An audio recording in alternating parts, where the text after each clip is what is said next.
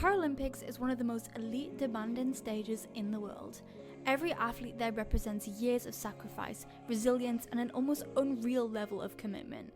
We're talking about the absolute best of the best, people. These humans have pushed through barriers most of us can't even imagine, just to earn their place on that start line. Now imagine this, you're not just watching it, you've been pre-selected and you're already deep in that process. Every day you're training, knowing that in 2028, on one of the biggest stages in global sport, you could be there representing your country. That's exactly where today's guest is at right now in his journey. Hello everybody, welcome to Tilly Talks Tech. I am your host, Tilly. We have just had the Winter Paralympics at Milano Cortina, right? Insane, amazing. But today's episode, I am so excited because I'm going to be learning all about a world which I've never really explored very much. I'm talking to a guy who's actually training to be a Paralympian. Guys, I suck at sports, so that's just never even crossed my radar. But I've always found it so inspiring. The people who are going for that, training every day and doing it, like hell yeah. On this podcast, we like to talk about all the things pushing the boundaries of innovation, the future, human potential. And what we're going to be learning today is not sure on any of those things. I'm joined by GB paraclimber James Rudge, who is aiming for something huge. He's a GB athlete hoping to represent Great Britain at the Paralympics in LA 2028 doing paraclimbing. How cool is that? And as cool as that sounds, it also sounds pretty strenuous. So we're gonna learn all about it. Welcome, James, to the podcast. Welcome to Tilly Talks Tech. Thank you for taking the time to sit down with me. You're in a very exotic place. How are you doing? I'm very well, thank you, yes. James, you have been on one hell of a journey, and this journey is still ongoing, but I want to hit you first and foremost with, LA 2028 paraclimbing is going to be an official Paralympic sport, and that is your sport. How do you feel about that? Lots of feelings, certainly excitement. It comes with a lot of anticipation as well. But yeah, it's super exciting to get that news last year, and now obviously my goal, along with many others, is to get my ticket to be out there. It's so exciting, and also it's about time. Yeah. It's such a crazy sport. When did you decide that Paralympics was your goal? I know they've just decided they're going to include it. So were you ever thinking maybe it could become a Paralympic sport and you could make it there? It was always an option. The decision of it went on for quite some time. I don't think we were ever really fully expecting it to happen for LA. We thought it'd be one of those things that would just continue on. But yeah, my dreams very much evolved as that process has become real. So I was kind of, before it was announced that it was going to be in Los Angeles, I was thinking about taking a bit of a retirement and focusing on more of the community aspects and coaching.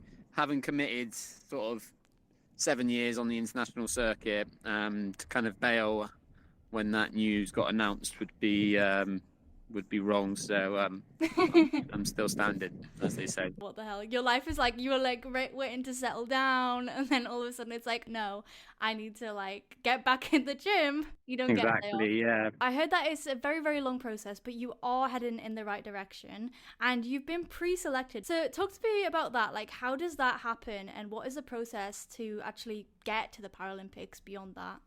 So I was pre-selected for the GB team this year. It doesn't necessarily mean I'm pre-selected for LA, because I still have to go through the qualification process to get out to LA. What it does mean is that I'm on the Paralympic team for Great Britain this year, and kind of training towards that direction. But lots of hurdles are in my way before we come to that. I've still got quite a few big competitions, and then there's the pathway that determines whether or not you actually get that ticket. Yeah, and I watched a documentary that I saw that you posted about recently called Able. Yeah, I've sat and watched that. It was wicked. It was so super cool. And that film is basically following you to Arco, Italy, to do that sort of qualifying bit. Watching that, it was so exciting, but I feel like with that comes a lot of nerves. It feels like a lot of pressure. When I think about Olympic, Paralympic, I'm that just feels like such a foreign concept. Obviously it's a bit closer to you, but the fact that you could be scaling a wall and it's this is kind of make or break to see whether, I can ultimately get it to to get to LA in the future. I think that must be absolutely mental. So when it comes to training for the Paralympics, this is Tilly Talks Tech. So I want to learn about how the training is. Like, how are you training? And does technology play a role in that at all, the training of a GB athlete? Yeah, so I think for climbing, it's really hard to incorporate technology into limb difference, but the training aspect, so when I'm down in the gym, I can certainly use prosthetics to incorporate the adaptive solutions that I need. So I'm very used to just creating adaptive solutions so that I can maintain good posture. For example, if I'm doing pull-ups, I'll use like a band to weight my short arm off. But certainly when I'm using the rowing machines, I've found it useful to use the Open Bionics Hero flex arm. Oh yeah. That I know little one. her. Yeah. So that's worked well for that. But yeah, these kind of newer forms of technology are only kind of making their way over to me. So it takes a bit of getting used to as well from my part. But there's always little adaptive solutions that I can apply to maximize that potential. You know, incorporating AI into my life by the day. So technology is definitely something that I use more and more. Is there anything, this is just like, this is me going off script because I'm actually just curious, but you know, because some prosthetics are like really weighty. Yeah. Are there any like weight requirements or considerations for people who like maybe like their prosthetic legs is really weighty, or is it literally just like come in, choose if you're going to wear a prosthetic or not, do what you want to do? Because I feel like if you were missing a leg, you'd be a lot lighter and you'd be able to pull yourself up a bit easier, right? Yeah, so for the legs guys, they're mainly using their prosthetics to weight and support their feet. Whereas if you're using a prosthetic for a hand, there'd be a lot of pull and you'd have to have something that could take a really high load. So the guys with leg amputations will just have like one of those ball and sockets, and then they'll literally have like a plastic foot on the end, but put like a small climbing shoe on it. So they'll still use that as a fully functional climbing foot. But the difference between how we use our legs climbing and our hands climbing is quite substantially different. There's a lot of force that comes through like fingers and hands, and feet is more about just weighting your support. So I think that's why it would take some really advanced technology to simulate a hand on a climbing wall. I think it is being looked at, because I've had some messages from people studying in various places trying to create a solution, but doesn't seem to have got anywhere just yet. The way I can see the most benefit out of technology is in the gym for sure. And I see I've done things like obstacle course racing, like Ninja Warrior and stuff like that, where you're swinging from bars and stuff, and I can see how prosthetics would be useful for stuff like that, because you maintain really solid posture that way. Wait, James, how was Ninja Warrior though? I did do the show. Yeah, I did the show a few years ago now. But how did you do? It was hard. I took a very early bath. It's lots of kind of upper body based obstacles. I loved it. It was great fun, and it was amazing kind of experience. But it was very, very hard. Yeah. Yeah, why not? You know, some people go for their morning jog, and some people just take on Ninja Warrior. You know. That's it. Yeah. What are you thinking about when you're scaling these walls? I know you got to think about like technically what you're doing, but is that like prevalent, or are you really like zoned in? Yeah, you're very much zoned in, but because the route is there in front of you and you have one attempt to climb as high as you can on that route, it's super important that you really dial into your breathing, staying calm, having a think about how you're going to get to the top before you climb it. So kind of that preparation is important, and then kind of the mental game that comes with it. I think that's the most addictive part about competing, is the mental gains that come with it. It really puts all of your kind of mental insecurities right out there in the spotlight. So it's a great way to kind of work on yourself as well as work on your climbing. Yeah, you mentioned in the Able documentary, which really struck with me, that sometimes when you're on the wall, you feel like you're on a mission to like validate yourself, like being up there and like proving to yourself kind of that you can do it. Yeah, exactly as you said. I think a lot of us have been used to trying to prove other people wrong, or even prove ourselves wrong, and challenge our bodies in different ways. So I think that's what I was kind of represented in that line about validating myself. It's a constant mission to prove to yourself that you're able, as the film's called, but also to prove to other people that this sport can be done by anyone. And you see that when you watch paraclimbing competitions, as people with minimal to no vision, people with no legs, one hand, everything getting to the top. It's crazy, isn't it? Yeah. So you didn't end up qualifying in that one in Italy. In that moment when you came down and you didn't end up qualifying, did you feel any sort of like, what now? Did your like, what was your mindset shift, if any at all? Yeah, so the goal from any competition is to progress from the qualification stage into the finals. And as you say, in that particular one in the film, I didn't make the finals. And it depends how you frame it. If you feel like you've given it absolutely everything, you've enjoyed yourself, there's only certain things you can, there's always going to be restrictions that prevent you from getting to the finals. It could be that you came up against some stronger athletes. It could be that it was just the way the field was on that day.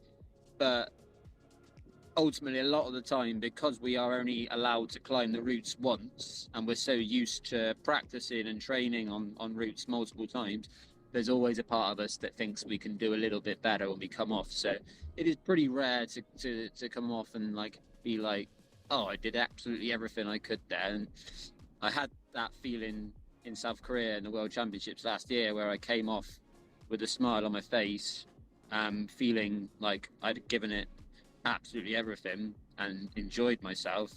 And I'll say that was a very rare feeling and one to savour, because I've done many international competitions and it doesn't happen often when you feel like that. So it's worth it when it does.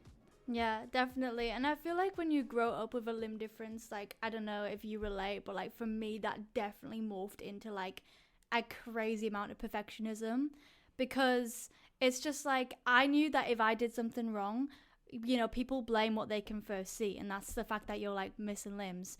And like simple things, like we're talking about scaling walls when it comes to you, but for me it was like holding a school tray, like getting your school dinner. Like I know I can do that, but just because you feel like you're under the microscope sometimes, like I'll be sat there shaking and nervous because I know that if it goes wrong, I know what people are going to blame first. That's a really good point. Yeah, we're always trying to prove our worth, not only to ourselves but to the world, aren't we? And yeah, I resonate with that. How did your perception of your own limits change early on in life? Did you experience anything that you realized, okay, no, I can push myself through this?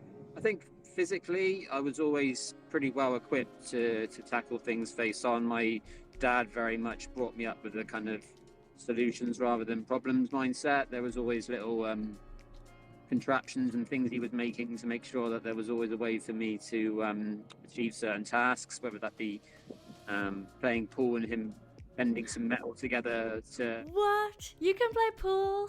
I can play pool both-handed, yeah. No, that's one thing that I've always really wanted to do and still haven't cracked. Yeah. No, you can easily rest it on either your short arm or you can put your fingers over the cue. There'll be a way, trust me. Yeah, we'll figure it out. Next time I see you, we'll figure that out. Yeah, it sounds like a plan.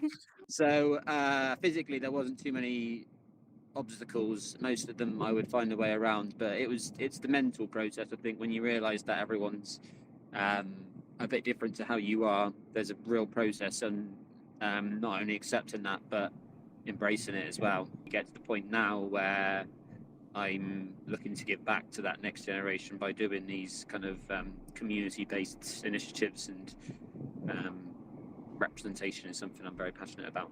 Looking at you in the documentary, sure, you were doing your own journey of like being a GB athlete and training like that and going off to Italy or South Korea, like wherever you were, but you were also making sure to keep up, these lessons that you do for kids, right, to help them learn to climb, doing paraclimbing with them. And it was so sweet to see that exchange. Why is that so important to you? Like literally as important as it is to get to the Paralympics. Yeah, it's massive for me because I've been there and I've seen that process, as I was just saying, with acceptance. And I don't think when I was younger, because there wasn't as much social media, maybe because there wasn't as much resource, and this is one of the benefits of social media, there also wasn't as much representation out there for me. So I don't know about you, but if I'm learning a new sport, the first thing I'm doing is searching one-handed person doing this sport or something, just to give myself some kind of idea that it gives me that first step. I'll know it's possible, but this really gives me that proof that it is. Yeah. So I knew that I could be that person to someone else, and a couple of kids would be sent my way to kind of give them coaching, and I've set up a charity. I've set up a social group for paraclimbers to it's just a safe space. None of us need to be around people like us. We just benefit from it, and having people around you that are working off a similar mindset of creating those solutions to problems is just super beneficial, I think. No, that makes total sense. And it's really, really exciting the fact that paraclimbing is being introduced in 2028. Because you never know, like some of the kids you're training and talking to now, they could be the ones going up and doing paraclimbing. 100%, yeah, for sure. And like in that film, there was that girl, Matilda, who was just amazing. She was brought up so well. She just loved her body, loved the way she was, and she loved climbing. And we did an event in Gloucester recently, which was like a paraclimbing competition. And one thing that we noticed, that for climbers, there is a massive pathway for kids into competitions for able-bodied, but there's nothing for para kids. There's nothing, and now that we're Paralympic sport, there should be. So we did our first kind of kids competition, and it was a massive success. And as you say, those could be the next Paralympic athletes. Yeah, that would be crazy. And as you as kind of their like coach, how would that make you feel to see Matilda up there killing it? Yeah, of course it made me feel great. Yeah, I think regardless of how the LA thing goes, I want to be kind of part of it in some way. I want to be out there, so I'm going to absolutely give it my all to get out there as a competitor and make sure I enjoy the process as I do. But regardless, I would like to be part of the journey in some form, so I'll be going out there regardless, I think. And if it's to cheer on someone else, then that's fine too. Well, to be honest, you're already doing that. Like, you've already paved the way. Like, I'm not gonna lie, I've never... Actually, you know what? I actually did do rock climbing one time. You know, one of those, like, field trips you do when you're at school and they take you out in the middle of the woods somewhere and you're like, you have to try everything. I went into that trip thinking, oh my God, here we go. But rock climbing was actually... You've, like, unlocked a memory for me because I've not thought about rock climbing in, like, so long. But... I actually love that. People seeing you, like, you're already paving the way, just the knowledge that they can do it, do you know what I mean? And by hosting these little group sessions and just hyping each other up, I feel like that is so, so cool. And obviously, I'm rooting for you, and I believe we're going to get to LA 28 as well. But I think that's great. Like, the fact that you could touch some, like, people who could, in the future, go on to do exactly what you're going to do, and that is get to the Paralympics. That's it. Yeah, absolutely. That's the plan.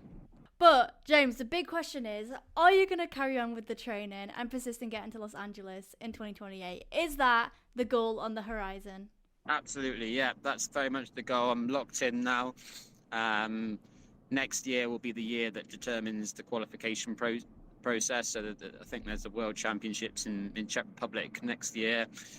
That'll be the big one that determines most people's chances of getting through. So yeah, I'm on a training plan now for the season ahead. I've got a few competitions in the calendar already. No excuses now, really. Yeah, it's locked in. So I really want to focus on enjoying the process though, and whilst that's very much the goal, I don't want to determine the only outcome as getting to LA. I want to make sure the process of training to be a Paralympian is enjoyed as well. Yeah, you'll get there. You will get there. I have faith. And it just reminded me, actually, like the first guest that I interviewed on this podcast is called Professor Hugh Herr. I don't know if you've heard of him. He basically lost his legs in a climbing accident, and he then like went into studying how to rebuild his leg. And when he got back with his prosthetic legs, he said that he actually found climbing easier with the prosthetic legs. He mentioned like being able to make them really lightweight so he could pull himself up easier. I think he had one foot that was like the width of like a coin or something like that, so he could stand on those really skinny ledges, which actually gave him the one up. So it's really interesting to see how, you know, those worlds are coming together, and the difference between missing a hand and missing a leg as well. I think that's a huge one. Yeah, for sure. And you always, I think, focus on what you do have rather than what you don't. And it's often the people that have been through the biggest kind of life changes that have the most motivation to do the most awesome things on the back of that. Period. It's so cool to see. It's why I love talking to people who've like actually been through something like that, because I feel like it's just a switch in your brain. You're like, okay, I need to just like hammer this home now. This is what we're dealing with. This is what we're gonna like literally slay with. And for you to get to LA in 2028 and potentially win a medal or something, what would that moment represent to you? It'd be massive. It would be kind of something I never really, until the last couple of years, would even think was possible. So just to be that kind of representation for the next generation, to really kind of finish my climbing journey on, well, who's to say it's the finish, but it would mean a lot. It would mean a lot, yeah. It would be so cool, and I know like so many people who would be here like cheering you on as well. That would be so epic. Is there anyone that you know that you're 100% getting a ticket for? Should you get there? Is there anybody a shoe-in? Like, I think most of my close family and friends have already in their head they're already out there, but I'm like, yeah. I need to sort myself out first. But it's obviously in Los Angeles, which is an appealing holiday for everyone. So the climbing arena is on a place called Palm Beach, and it looks incredible. So you're gonna be fighting off all these people who are like coming out the woodwork, like, hey James, remember me? Yeah, there's a lot of people already coming back into the climbing scene as maybe I need to get a picture of Palm Beach on or Long Beach, whatever it's called, in Los Angeles, on my in my flat, just to kind of remind me of the dream each day. Yeah, get a little vision board going. How cool. That'd be good. Awesome. Thank you so much, James. We're coming to the end now. I just have 2 quick fire questions for you, if that's all right. Are you ready? Go for it. Cool. So another one, I know you're going to hate this because I know you're trying to like remain calm and chill and in the moment. But I'm curious, should you get to LA 2028? I think you will. What's the first thing you would do in Paralympic Village? Have you looked into that? Because that seems to be a fun place. What's the first thing I would do in Paralympic Village? Yeah. What, just as I arrive or after the competition? Because that's 2 very different questions. Give me both. I don't know, actually. Like, I haven't really thought about it. But to be honest with you, I think I would just enjoy the experience. Bumble around to see as many people as I can, just soak it all in, and try and maybe that would help me stay calm. But afterwards, after it's all finished, we'd definitely be celebrating in some form, I think. Having a party. Yeah. It must be so cool because I mean, there's just so many like-minded people there. Exactly, yeah. And yeah, then afterwards, definitely like hit a couple bars. Yeah, exactly. Okay, and second question is, what role do you think technology will play in the future? The future of sports. Let's go there. I think it's got an increasingly big role to play in the future of sport. I mean, people are putting training plans into AI now. Like, there's a real access to information that we never saw capable before, but it's only gonna get better, and the work we can do in the gym can really be developed and grown. I don't think climbing seems to have been quite sheltered from technology. I don't really see much technological developments in climbing, so it'd be interesting to see if there's any change in that. But in terms of information and how we learn from each other, I think that's the big development that can take effect from all this. Yeah, super duper cool. Thank you so much, James. Like I said, I know you're trying to remain chill, I know you're trying to remain casual about it, but I am super excited and I'm going to be cheering you on every step of the way. For anybody else who wants to follow your journey, or maybe they want to sponsor you or whatever it is, where can we find you on social media? So at Rudge_paraclimbing, so RUDGE_paraclimbing. Awesome. Thank you so much, James, and I'll see you on the screen in 2028. Thanks, mate. Yeah, thank you. Let's hope. Woohoo, bye. Bye. Good luck with training. Oh, bless him. He's so humble, and here's me just being like, so what are you going to do at Paralympic Village? It's like, you got to take one step at a time. I honestly don't even know how I'd be dealing with something like that big. Because it's not even something like big that happens to you. Like, you put in the work and you get to the Olympics or Paralympics, and I feel like that is just such an accomplishment in itself. To even like back yourself that much, to be showing up to training every day, every other day, it's a lot of work. But yeah, super cool and very timely episode considering the Paralympics has just finished. I loved it so much. It's always so incredible to see those people just going at it, killing it, and I'm so happy that they're introducing more sports as well. Like, here's the LA 2028. I really hope you enjoyed this episode of Tilly Talks Tech. If you did, make sure to like, comment, and subscribe. Share if you like. Check out James, and if you know anybody who's really rich and wants to sponsor him, then send them his way. He deserves it. Thank you so much for listening, and I will see you next time. Bye.